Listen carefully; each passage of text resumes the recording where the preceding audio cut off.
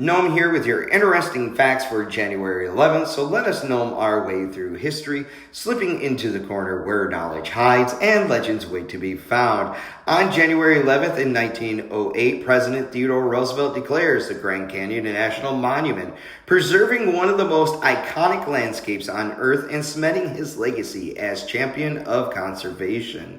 And in 1922, 14-year-old Leonard Thompson becomes the first person to receive an injection of insulin for type 1 diabetes, a moment that transformed a fatal diagnosis into a survivable condition.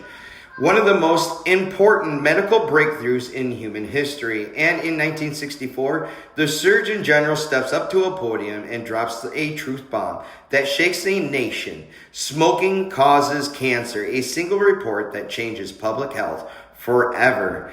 And now, Michigan enters the chat, and on this date in 1805, Michigan territory becomes official. Detroit is named the capital, and it's a steady foundation. And in 1847, the plot twist, lawmakers decide the capital must be moved inland for safer and more central, better for the future. They vote on a site in Shiawassee County, a proposed town called Shiawassee Town. On paper, it becomes the new capital. In reality, it's barely more than a map sketch and ambition.